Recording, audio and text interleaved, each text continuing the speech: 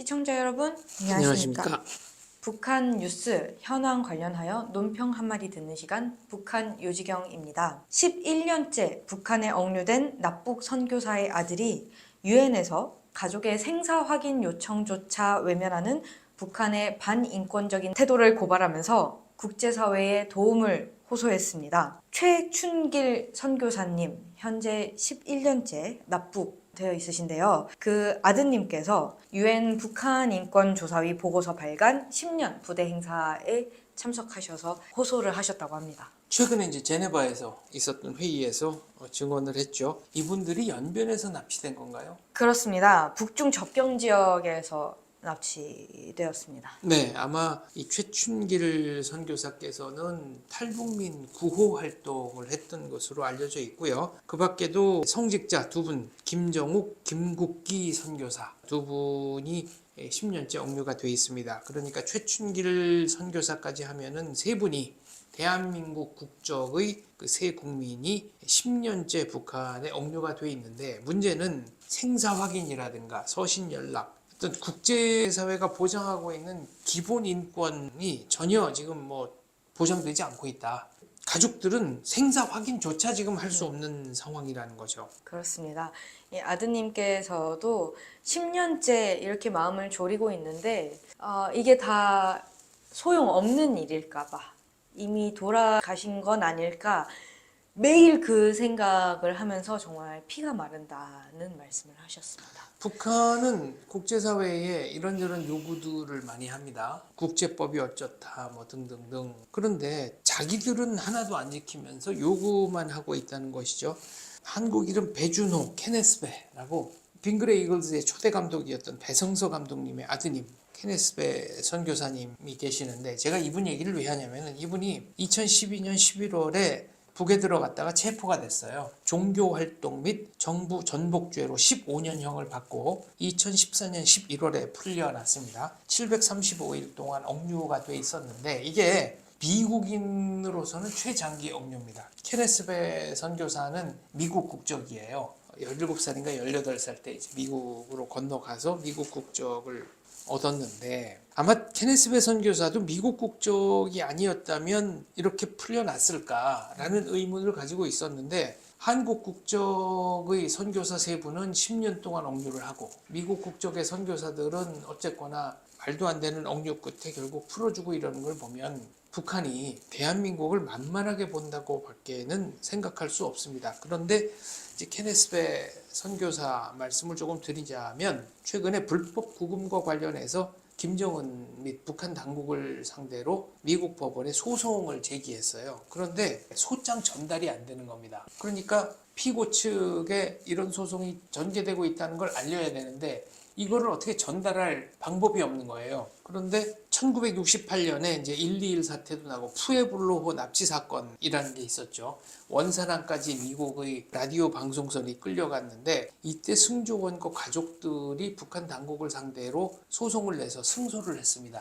근데 여기는 지금 판결문을 전달을 못해요. 자, 판결문을 전달하게 되면은 어떤 일이 벌어지느냐? 미국에는 테러 지원국 피해 기금이라는 공적 자금이 있습니다. 그러니까 푸에블로워 승조원 및 그 가족들은 이 테러 지원국 피해 기금에서 돈을 받을 수가 있어요.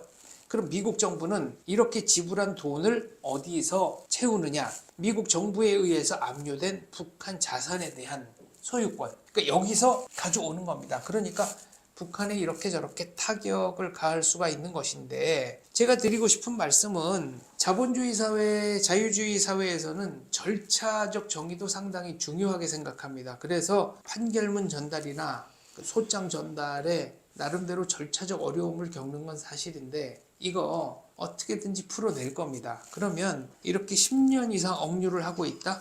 우리 대한민국 국민을 3명 이상 억류하고 있다. 이거 당신들 언젠가는 반드시 법적인 심판을 받을 것이고, 그에 상응하는 경제적 책임 또한 지게 될 것임을 명백하게 분명하게 경고하는 바입니다. 그리고 대한민국 정부도 대한민국 국민이 이렇게 장기간 억류되어 있다는 사실에 대해서 국제사회에 문제 환기하고, 북한에 대해서도 문제 제기하고 엄중 항의하고, 이 세 분 하루속히 생還하실 수 있도록 전력을 다해야 한다고 생각합니다. 이게 말이 10년이지 아드님이 현재 30대 중반이십니다. 20대 중반에 아버지가 갑자기 행방불명됐는데 알고 보니 북한에 납치를 당한 것이었고 20대 후반, 30대 초반을 지나 30대 중반이 될 때까지 10년이 지나는 세월 동안에 생사조차 확인을 못하고 있다는 것이 이게 지금 21세기에 일어날 수 있는 일인 건지. 처음에는 행방도 몰랐다는 거 아니에요? 그리고 북에 납치됐다는 것도 이제 나중에 확인을 했다는 건데 네. 여기서 한 걸음 더 나가서 납북자 가족협의회라는 단체가 있습니다. 6.25 동란 이후에 납치된 대한민국 국민들의 가족들이 만든 단체인데 뭐 여러 사례들이 많아요. 예를 들면 대한민항 KNA 그 비행기체 그냥 납북돼 가지고 일부 승객은 돌아왔지만 그 승무원을 비롯한 북에 계속 억류가 된 가족들도 많이 있고 그 메구미의 남편으로 알려진 서해에서 캠핑하다가 그 납치됐던 고등학생들의 경우는 부모님들하고 만났죠. 이산 가족 상봉 때 뭐 만나기도 했습니다만 등등 어쨌거나 이런 식의 납북자들 뭐 본인이 좋아서 월북한 경우는 논외로 하더라도 납북이 명백한 경우에 대해서는 우리 정부가 좀 더 조직적으로 응대할 필요가 있다. 북한에 대한 책임 소재 확실히 물을 필요가 있다라고 생각합니다. 다소 무거운 이야기이긴 합니다만 최춘길 선교사님은 2015년에 노동교화형에 처한 것으로 알려져 있습니다. 많은 탈북민 분들한테서 교화소 생활에 대해서 저희가 인터뷰했었고 얼마나 열악한 환경인지 얼마나 살아남기가 힘든 환경인지는 제가 굳이 한 번 더 언급을 하지 않아도 될 것 같습니다. 2015년에 노동교화형에 처해졌으면 현재 2024년 과연 생존에 계실지. 저는 그래도 생존에 있을 거다. 세 분 다 이제 생존에 있을 거다라는 희망을 가지고 있는데 조금 다른 사건이긴 합니다만 오토 원비어 사건도 있었잖아요. 오토 원비어 그렇죠. 오토 원비어는 간신히 숨만 붙어 있는 상태로 미국에 왔습니다만은 미국 도착하자마자 뭐 며칠 안 돼서 이제 사망했죠. 하물며 미국인도 뭐 그 정도인데 네. 대한민국 그것도 선교사. 그렇죠. 여기서 이제 제가 일부 반대한민국적 종교인들에게 성직자들에게 꼭 드리고 싶은 말씀이 있습니다. 이분들의 죄목 중에 공통된 게 종교 활동과 정부 전북이거든요. 그러면 종교 선교를 했다는 것만으로도 이렇게 고초를 가하는 나라가 아니죠. 이게 고초를 가하는 집단이 북한입니다. 그런데 그런 집단을 찬양하는 듯한 모습을 보이는 일부 극소수 종교인들께서는 도대체 어떤 생각이신지 저는 정말 궁금합니다. 본인들이 가장 중요하게 생각하는 그 성직, 종교행위 이걸 북에서는 아예 철저히 엄금하고 있습니다. 그러면 지금 북한을 찬양하는 듯한 발언을 하시는 종교인 여러분들은 종교를 빙자한 공산주의 활동을 하시는 겁니까? 아니면 종교라는 보호막 뒤에 숨어서 정치 활동을 하시는 겁니까? 그걸 저는 진정한 종교행위, 성직자의 발언이라고 도저히 납득할 방법이 없기 때문에 질문 드리는 겁니다. 저는 자꾸 나이대가 비슷해서 그런지 그 아드님께 자꾸 감정이입이 되는데 이것은 어떤 종교라거나 정치를 떠나서 한 가족이 원치 않게 생이별을 하고 있는 사건입니다. 많은 국민분들께서 좀 관심을 갖고 말씀을 모아주셔서 정말 이 최춘길 선교사님과 다른 납북 선교사님들이 대한민국의 가족의 품에 무사히 돌아올 수 있도록 힘을 실어 주셨으면 좋겠습니다. 북한은 생사 확인, 서신 연락, 접견권 보장 등이 전혀 중요한 문제가 아니다라고 생각하는 집단입니다. 그래서 국내외에 여러 인권단체가 있습니다만은 이런 것들, 인간의 기본적인 인권이 중요하다고 생각하는 단체라면 이 문제에 대해서도 좀 더 관심을 기울여 주시기 바랍니다. 인권이라는 이름으로 본인의 정치 이념을 실현하겠다는 사이비 인권단체가 아니라면 마땅히 이 문제에 대해서 큰 목소리 내주실 것을 기대합니다. 생사 확인만이라도 되었으면 좋겠습니다. 더불어서 하나 더 소개하고 싶은 뉴스가 있는데 역시나 마음이 무거워집니다만 북한의 러시아 벌목공들의 탈북을 돕던 한국의 선교사, 성함은 밝혀지지 않았습니다. 백 선교사님께서 러시아에서 간첩 혐의로 체포가 되었다고 합니다. 이분은 원래는 중국에서 북한 주민, 탈북한 주민을 돕는 일을 하다가 2019년에 중국 정부로부터 추방당했고 그 이듬해인 2020년부터 러시아에서 다시 활동을 재개했다고 합니다. 당시 아내분과 교민 한 분도 함께 체포가 되었다가 다음 날 풀려났고요.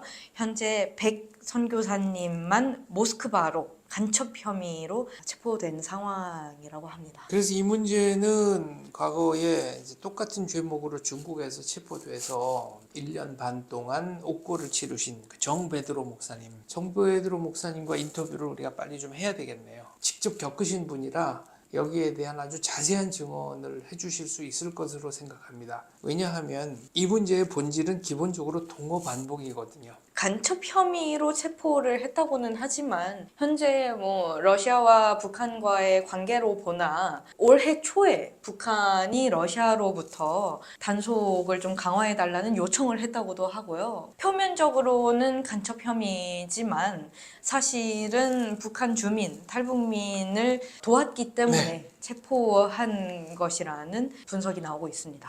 그렇죠. 100%입니다.